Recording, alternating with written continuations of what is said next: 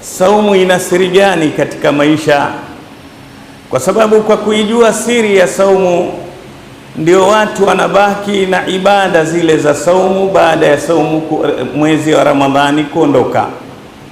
Kwa kujua siri ya saumu ndio watu wanabaki na tabia njema za saumu baada ya Ramadhani kuondoka.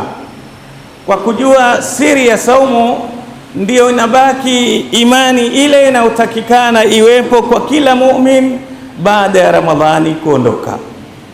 Matatizo ya leo yaliyopo kwa saumu ya Ramadhani, alhamdulillah, kila mmoja anautambua mwezi mtukufu wa Ramadhani, lakini kuutambua kwake hataki kuhusisha na lengo lake. Ramadhani imefungamanishwa na kitu. Allah alipotaja shahru Ramadhani, kuna kitu amefungamanisha nacho, kama kwamba ukiukubali mwezi wa Ramadhani, ishi na maisha ya kitu hiki. Allah asema shahru Ramadhana alladhi unzila fihi alquran, unzila fihi alquran. Mwezi wa Ramadhan ndiyo mwezi ambao umeteremshwa Qurani. Sasa una nini mwezi huu kwa kuteremshwa Qurani? Qurani ina nini? Hudan linnas, ili iwe ndiyo mwongozo wa watu wote.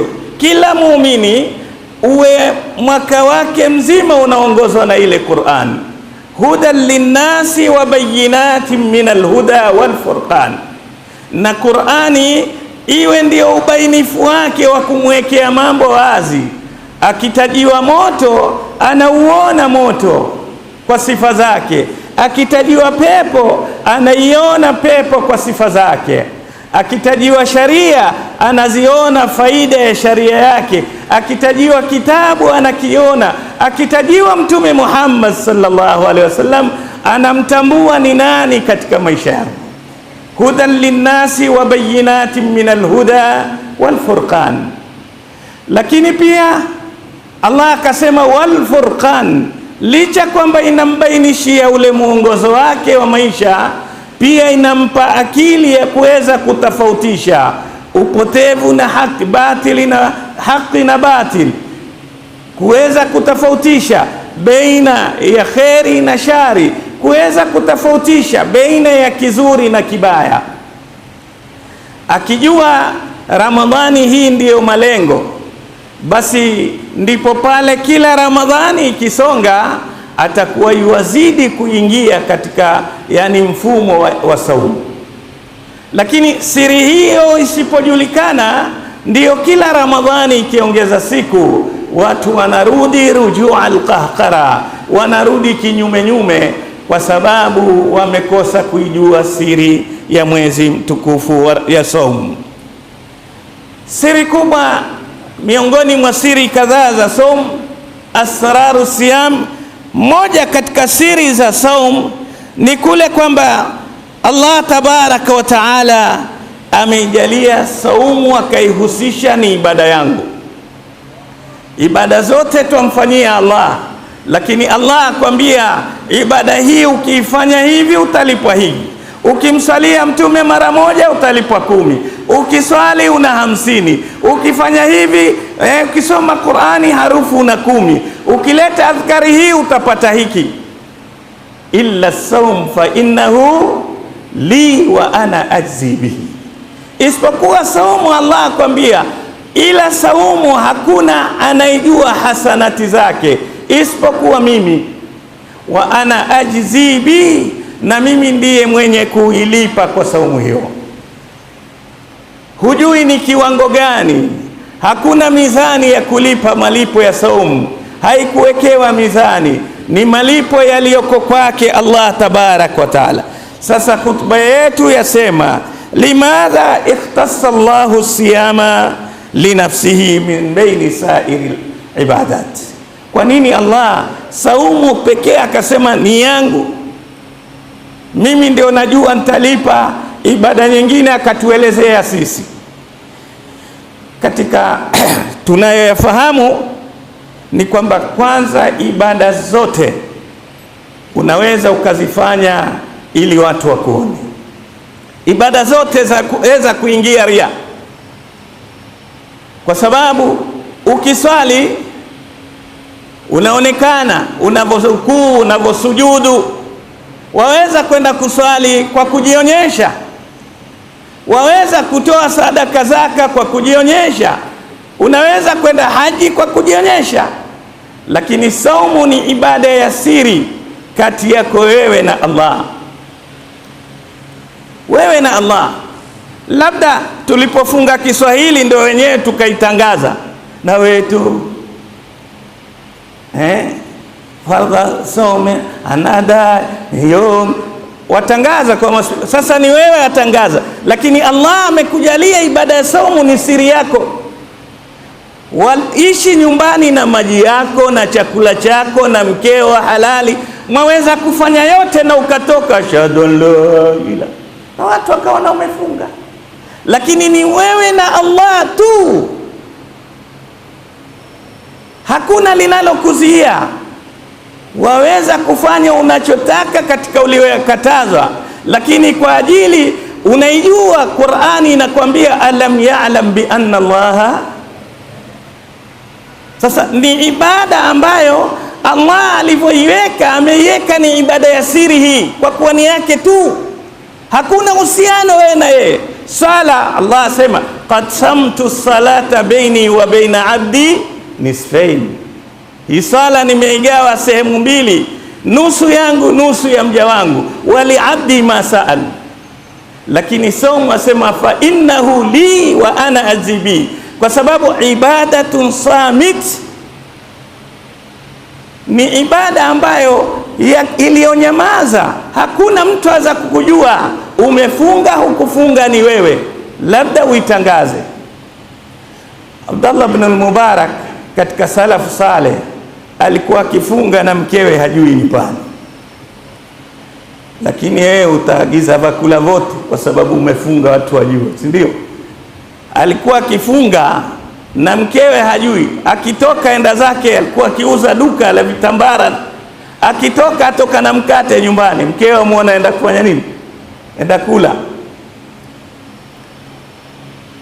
hajui, kwa sababu aichunguza. Mbona Allah asema illa siyamu fa innahu li wa ana. Leo sisi waweza kumsikia mtu mkali kelele kueleza sawa, saumu hiyo ndio imemfanya payuki. Saumu ina kazi kubwa, ni ibada ambayo Allah tabaraka wa taala kakuwekea. Wasema kwamba qad tabtasimu wa anta ja'i. Saumu ni ile ya ukweli, ni ile inayomfanya mtu yatabasamu na hali yeye ana njaa. We una njaa, lakini ukionekana una furaha kubwa. Kwa ajili gani? Umemfungia Allah. Ndiyo malengo makubwa ya saumu. Allah akasema ni yangu.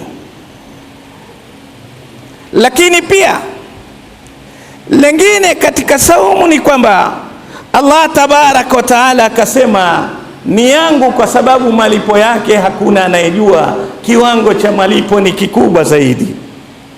Allah tabaraka wa taala kaitaja saumu vile vile kwamba ni yangu mimi, kwa sababu saumu ndio ibada ndefu,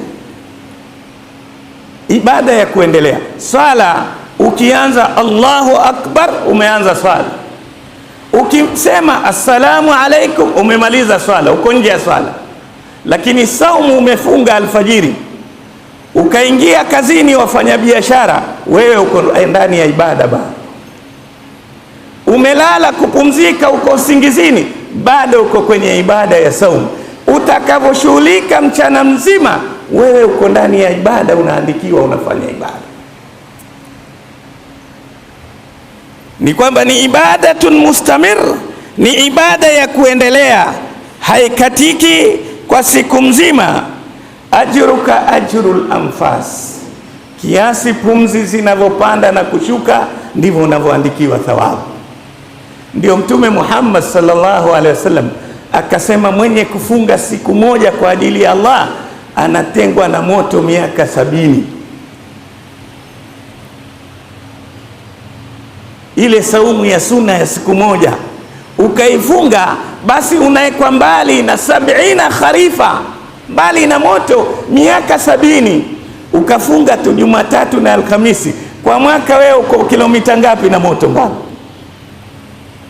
Ni ibada anayoipenda Allah tabaraka wa taala. Kwa kuwa ni ibada inayompendeza Allah tabaraka wa taala, ndiyo Allah akasema illa sawm fa innahu li wa ana ajzi.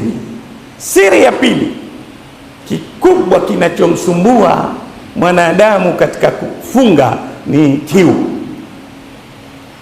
Jioni ataka kunywa maji yote, takufanana na ngamia kwa sababu ya kiu. Allah tabaraka wa taala, kwa kuwa hii kiu ndicho kinachosumbua sana, akakuwekea pepo inayoitwa kata kiu. Watu wengi wanajua lisaim kwamba mfungaji yadkhulu baba aljannati tuqalu lahu arrayyan, ataingia mlango wa pepo unaoitwa Rayyan. Ma maana Rayyan? Arrayyani min array. Rayyani ni neno limetokana na kuburudisha. Huu ni mlango wa pepo, kazi yake katika mlango huu wataburudishwa wafungaji. Mmoja katika wema wafasirina wa Qur'ani wasema, Allah tabaraka wa taala anaposema kulu washrabu hani'an bima aslaftum fil ayami alkhaliya, kuleni na munywe mukipongezwa kwa yale mlokuwa mlioyapitia. Anasema mliopitia kuhusu kiu kali ya saumu, kwa kuwa mlikuwa mkiishi na imtina, mlikuwa mkijikataza katika maisha yenu mchana wa Ramadhani, na maji mtakwenda kuingia kwenye pepo ambayo kazi yake ni kuwaburudisha. Waonaje mwenye kiu kali akipambana na maji yaliyobaridi kidogo mazuri, maji safi, anasikia raha kiasi gani? Allah tabaraka taala, kama unavyoumia kwa kiu mchana, amekuwekea pepo fil jannati babun yuqalu lahu Rayyan la yadkhuluhu illa saimun. Kuna mlango unaoitwa Rayyan, mlango wa pepo ya kuburudisha watu, hawaingii wengine isipokuwa wafungaji. Allah tabaraka wa taala kasema illa sawm fa innahu li.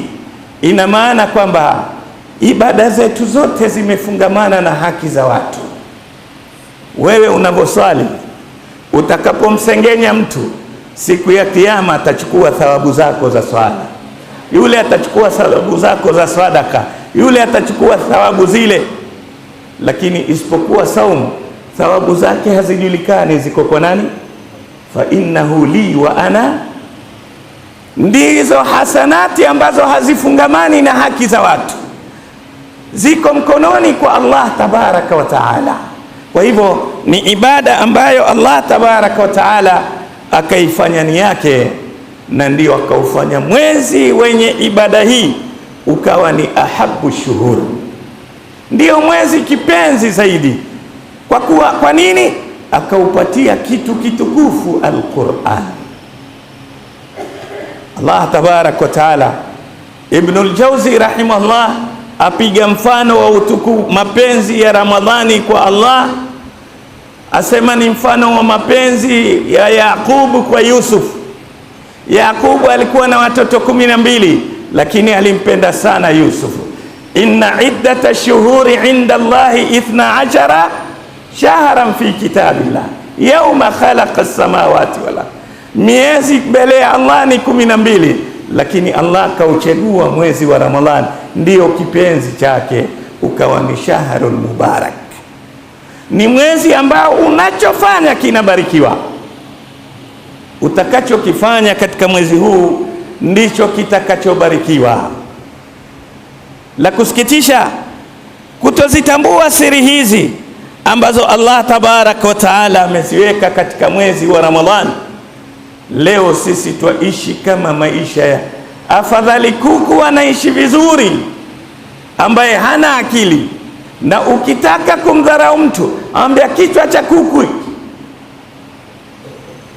Waswahili wamempa majina tofauti kuku, maneno tofauti. Kichwa cha kuku hakipigiki kilemba. Kichwa cha kuku ni mtu, yani ni katika viumbe ndege, hana thamani. Lakini leo sisi maisha yetu yanashindwa na kuku.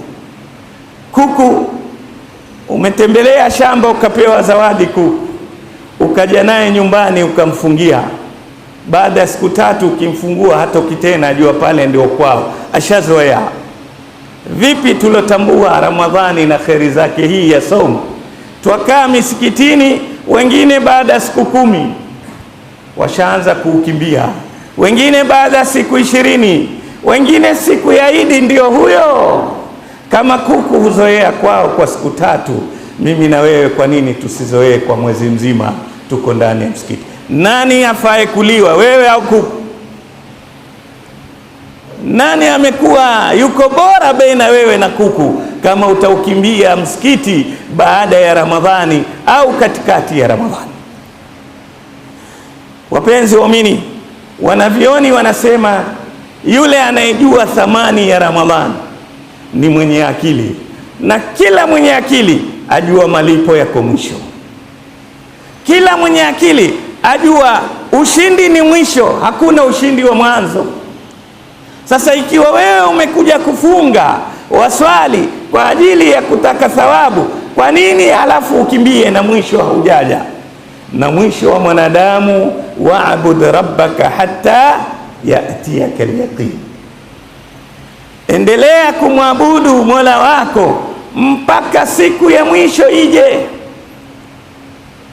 Qur'ani hii ambao inapatikana kwa wingi inakaa kwenye mikono ya waumini katika mwezi wa Ramadhani, lakini baada ya Ramadhani Qur'ani inafanya vumbi, inakaa vumbi, haiulizwi nyumbani, imewekwa.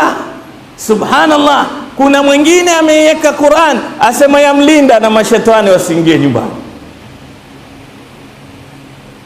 Basi hiyo tu, lakini hana time ya kusoma Qur'an. Allah akwambia hudan linnas, huu ndio mwongozo wako. Kama huisomi Qur'ani utaupata wapi mwongozo?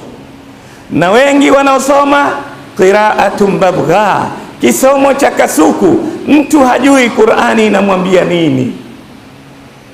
Ingekuwa lau tungejua kwa aya hii hudan linnasi wa bayinatin min alhuda wal furqan, kila nyumba kwa asiyejua lugha ya Qur'an kungekuwa na tafsiri ya Qur'an, angalau hulali ila kuipata aya moja. Wapenzi waumini, bila ya kujua huwezi kukithamini kitu kama hukijui. Mama mmoja ana mtoto mwema, anamwangalia vizuri. Yule mtoto akasafiri kwa biashara. Alipokwenda, lakini kwa hikma yake aliandika cheki kadhaa, akamwachia rafiki yake, akamwambia nasafiri, nikichelewa zaidi ya mwezi basi utakuwa hizi cheki sha kusainia moja moja umpelekee mama kila mwezi $1000. Na kweli ilitokea, sababu akawa yule bwana hawezi kurudi, akafungika kule. Mama akatumia hela zile alizoachiwa akamaliza, njaa ya muua. Kijana wake maarufu mtaani, mtu mwema, wanamjua anavyoishi vizuri na mzazi wake bali na majirani. Wakitoka, imamu akamkuta mama yuko nje yuwaomba asaidiwe chakula. Wakashtuka wale maratibu, mamake fulani anaomba, mtoto wake alivyo mzuri. Wakamsogelea wakamuuliza, akasema alisafiri ila amekosa kurudi, sina kitu, imebidi nije nitafute kuomba chakula hapa. Imamu akamwambia, mtoto wako hajakuletea chochote? Asema, isipokuwa kuna bwana uniletea bahasha, ndani kuna kijikaratasi kimechorwa choro. Saa hii ncha 8, miezi 8, kila mwezi uniletea, meziweka pale, sijui. Akamwambia twende. Walipokwenda, kila karatasi ni cheki ya $1000. Kitu gani kilimfanya huyu mama aishi na njaa aje aombe? Kwa sababu hajui kilichoandikwa. Qur'ani jamani, kazi yake ya kwanza ni kusomwa, kazi inayofuata ni kujua maana, kwa sababu Allah asema Qur'ani ni mubarak. Kwa nini ina baraka? Liyadabbaru ayati, ili watu wapate kuzingatia aya zake, waliyatadhakkara ulul albab, na waweze kuzingatia, kuwezeka wale wenye akili. Kama huijui maana utaizingatia nini? Qur'ani imeshinda kubadilishwa kwa sababu Allah ameihifadhi Qur'ani. Inna anzalna ilayka dhikra wa inna lahu lahafidhun, tumeihifadhi. Hifdhi ya Qur'ani imekuja kwa kutambulika. Maana yake mtu aweza kusoma aya alafu akarudi akaona hapa haingiani, hapa kuna mahali nimekosea, na kweli akifungua amekosea. Myahudi mmoja alifikiria namna ya huu ulimwengu ataumaliza vipi Uislamu. Akasema njia ya kwanza ni Qur'ani kuiondosha au kuiharibu. Akaifikiria ataiharibu vipi, akatunga msahafu wake kupunguza kila aya zilorudia mara mbili, kufanya ibaki moja tu. Akajaribu akaona amewahi, kuna aya nyingine zimekariri, kuna aya zimekariri zaidi, fabi ayi alai rabbikuma tukadhi, imekuja mara nyingi. Akazipunguza punguza, ukawa msahafu. Akasema sasa nitawashawishi Waislamu, nitaambia kwanza, hii ndio njia itakuwa rahisi kuhifadhi, kwa sababu aya zitakuwa chache, zile zilokariri zote nimezitoa. Akawa yuaja mjini sasa kuuza fikra yake. Akakutana na kijana ya chunga mbuzi, mchungaji mbuzi.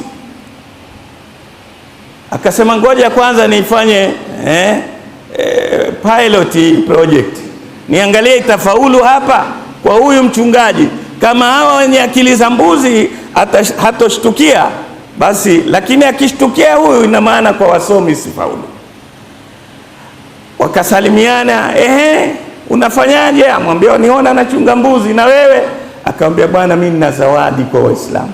Akamweleza ile hali kwamba amezipunguza, haoni faida kuja vitu vili vili, nimepunguza haya zibaki moja moja. Yule kijana akamwambia sawa. Sasa yule kijana akamwambia basi, kabla hujaenda kwa wasomi kuwapa rai, mimi nianze kupunguza. Akafurahi sana, akamwambia sawa, tupunguze. Akamwambia una masikio mawili, ni kate moja. Una macho mawili, kate moja. Una mikono, si tumesema hakuna haja kwa vitu viwili viwili, aya mbili mbili, ni kupoteza wakati, baki moja moja. Tuanze na wewe kwanza, una macho mawili, una masikio mawili, una mikono miwili. Tukisha kukuchapu ubakiwe na mkono mmoja, jicho moja. Sasa ukienda huko waza kusikizika ukaeleweka, lakini hivi ulivyo hakuna atakayekuelewa. Huyu ni kijana mchunga mbuzi, lakini Qur'an hakuna anayeweza kumbadilishia, kwa sababu Allah tabaraka wa taala ameipa nafasi ikubalike kwenye akili Qur'an. Walaqad yassarna alqur'ana lidhikri fahal min mudakkir. Allah tabaraka wa taala tumeifanya nyepesi Qur'ani ili watu waweze kuwezeka nayo. Ni kina nani wenye kuizingatia Qur'an? Wapenzi waumini, siri ya saumu imekuja kukufundisha maisha yako kama Muislamu. Lengine linalopatikana, Mtume sallallahu alaihi wasallam asema man fattara saima falahu mithlu ajrihi, yeyote atakayemlisha mfuturisha aliyefunga atapata malipo kama yale aliyefunga. Ina maana ukifuturisha mtu mmoja kwa siku umefunga saumu mara mbili, na hujui wewe na yule nani saumu yake iliyokuwa na ikhlasi zaidi. Lau yako ina kasoro, basi ya yule iko safi, umepata malipo makubwa zaidi kwa ile saumu ya yule mwingine kuliko yako. Hiyo ni siku moja. Je, siku 30? Je, ukafuturisha watu 5 6? Ni kwamba Lengo ni nini katika licha kupewa motisha huu? Lengo ni kutufundisha kwamba sisi ibada zetu ni mambo mawili, ni itqanul ibadati bil ikhlasi lillahi wa ihsanu ila makhluqillah. Ibada zetu zinakwenda hali mbili. Ya kwanza ni kule kumfanyia ibada zake Allah peke yake, ukasali kwa ikhlas, ukafunga kwa ikhlas, ukaenda haji kwa ikhlas. Lakini ibada ya pili ni kuwafanyia viumbe vya Allah mazuri. Subhanallah, katika tembea za Ramadhani nimeenda jela moja, nimekuta kuna mtu amefungwa ndani ya Ramadhani mosi ile kwa kosa dogo tu la barabarani la traffic. Amefungwa kwa 7,000, ana wiki 3 ndani jela. Jamani, hivi huyu ametanganishwa kufunga na watoto wake, aumia yeye, wanaumia familia yake kwa ajili ya shilingi 7,000. Hivyo hivyo kuna mwingine akaa na magonjwa, amekuwa mfungwa wa magonjwa yake kwa ajili hana uwezo wa kujitibu. Mwingine ameshindwa kwenda masomoni kwa ajili hana uwezo wa kulipia karo. Hivi ndivyo inavyotufundisha Qur'an. Allah ni neno linalohifadhiwa na kila mtu. Falakta hamal aqaba wama adraka mal aqaba fakku rakhaba. Allah asema, kwa nini huondoshi kizuizi? Bali wale ambao ukiondoa waingia peponi. Ni kizuizi gani hiko? Ni kule kumwacha mtumwa huri. Leo hatuna watumwa walonunuliwa tukawatoa tukawanunua tukawacha huru, lakini tunao watumwa wa njaa, tunao watumwa wa magonjwa. Leo ukaenda hospitali ndani ya mwezi wa Ramadhani, ukauliza bili ya yoyote aliyoshindwa kulipa, ukamlipia, hiyo ni fakku raqaba. Leo tukatembelea kwenye magereza, kuna kesi ambazo utaziona hazina msingi wa mtu kukaa pale, anadhulumika, ukamtoa pale gerezani, fakku raqaba. Leo kuna mwingine analile. Huu ni umma ambao Allah amewawekea nafasi mbili za kusujudu sana na za kutoa mali yao sana, lakini wengi hizo mbili wameziacha, na wale walioshika moja, hii ya pili wanaona si muhimu. Wallahi, haikuja Qur'an kukuamrisha kuswali, ila imekuamrisha kutoa. Allah asema, alladhina yuqimuna as-salata wa mimma razaqnahum yunfiqun. Sehemu ambao leo wameweza kuwashawishi watu, wanadamu wengi wenye dini zisizokuwa sahihi, ni upande huu wa kuwafanyia wema viumbe. Ni upande huu wa kuwafanyia wema viumbe, ni upande ambao tumeusahau kabisa, na Allah ametuwekea ni sehemu muhimu. Kila unapomuona mtu amefungika, kuna vijana wameingia kwenye madawa ya kulevya, labda wametibiwa, lakini arudi pale pale mtaani, ukamfanyia mpango, ukamuondosha, ukampa shughuli akafanya, fakku raqaba, umemwacha huru. Hii ndiyo Qur'an. Kama ingekuwa aya hii haitumiki, watumwa wameisha, Mungu angeondosha. Allah ameziondosha aya kadhaa, na hii angeitoa fakku raqaba, lakini impo, lazima itumike. Fakku raqaba lazima itumike, madamu iko yatumika kwenye maisha yetu. Lakini haihat la, kama wanavyosema, la hayata liman tunadi. Qur'ani inaambiwa hudan linnasi wa bayinati min alhuda wal furqan. Nimekuwa ni kitabu kimewekwa kwa malengo fulani, Ramadhani tukisome, lakini hatutaki kukitumia. Na Allah tabarak wa taala anatuambia tuitumie Qur'an, tuifanyie kazi Qur'an, ituongoze Qur'an, itupe uwezo wa kutofautisha lipi zuri kati ya haya mawili. Leo hayapo ndani ya maisha ya Qur'an. Wapenzi waamini, ni wajibu wa kila Muislamu ajue siri za kufunga. Malengo makuu ni kumrejesha awe karibu na Allah. Kufunga ya kufundisha maisha yako uwe mcha Mungu baada miezi 11, uweze kuacha lolote linalomkasirisha Allah tabaraka wa taala. Imamu Tabari alipoeleza aya la'allakum tattaqun katika kusoma, katika kufunga, ameleta kisa akisema pale kwenye Masjidil Haram kuna bwana mmoja min Khurasan, anatoka nchi za Iran, alikuja akaangusha mkanda wake, akaangusha akapoteza pochi lake.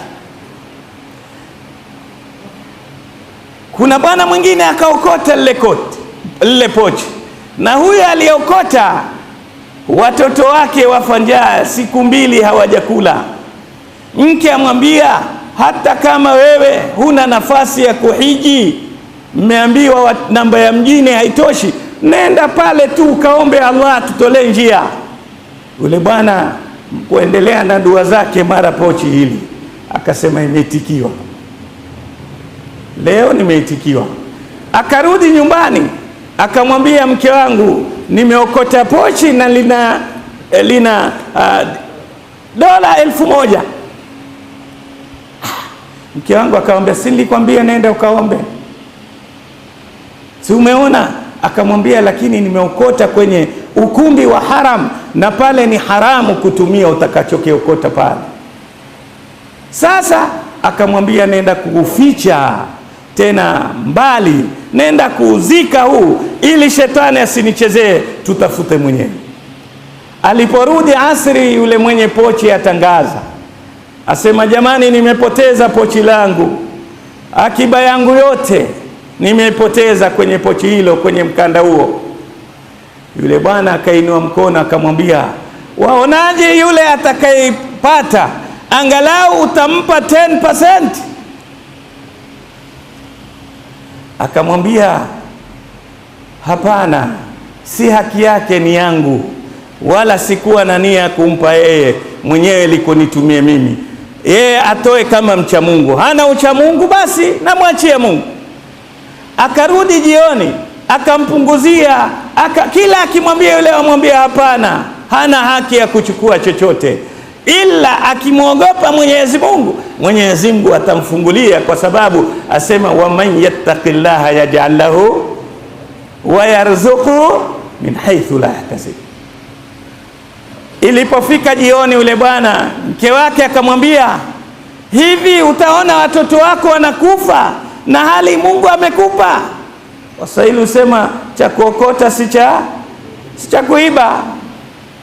Akamwambia, Mungu hajanipa, kwa sababu hii sio halali yangu, na Mungu mimi atanipa halali yangu, sio hii. Akarudi jioni akamwambia, shekhe, basi angalau umpe dola 10 tu. Akamwambia, hapana nzangu bwana, hujui nilizipata kwa tabu vipi, wewe nawe tafuta chako, Mwenyezi Mungu muogope Mungu. Akamwambia, twende nyumbani. Akampatia lile pochi, alipozifungua ziko sawa. Akamwambia, babangu amekufa na akanitaka mimi nije haji wakati wa sakaratul maut, na akanipa amana hii. Alikuwa na dola 10,000, akanambia nichukue dola 1,000 nikatoe sadaka, lakini mtafute mcha Mungu. Barabara nzima nimefanyia watu mtihani, nimeipata, wa man yattaqillaha yaj'al lahu, iko kwako, hizi ni zako. Hii ndiyo kazi aloiweka Allah katika saumu, kutiba alaikumus siyam kama kutiba ala alladhina min qablikum la'allakum. Hakuweka jambo lingine, ila asema mukifunga mtapata uchamungu duniani, uchamungu utakusaidia. Sura moja yataja faida 5 za uchamungu. Wa man yattaqillaha yaj'al lahu makhraja wa yarzuqhu min haythu la yahtasib. Wa man yattaqillaha yaj'al lahu min amrihi yusra, mwenye kumwogopa Allah atapata wepesi katika maisha yake. Wa man yattaqillaha nukaffir anhu sayiati, tutamsamehe madhambi yake. Wa nu'dhim lahu ajra wa yu'dhim lahu ajra, na Allah atamfanyia malipo makubwa hapa duniani. Taqwa haikuangushi, na ukirudi akhira Allah tabarak wa taala anaonyesha kwamba thumma nunajji alladhina taqaw wa nadharu adh-dhalimina fiha jithiya. Wapekee tutakaookoa watu watapita kwenye sirat. Sirat ni nyembamba kama makali ya upanga, kama vile uzi, utakanyaga hapo, na chini ni moto wa Jahannam. Allah sema thumma nunajji alladhina taqaw, tutakaowafanya wapite salama hapa ni wale watakaoibeba taqwa, walioambiwa la'allakum tattaqun. Aqulu ma tasma'un wa astaghfirullah li wa lakum wa lisairil muslimin fastaghfiruhu innahu huwal ghafurur rahim wa huwal barrul karim.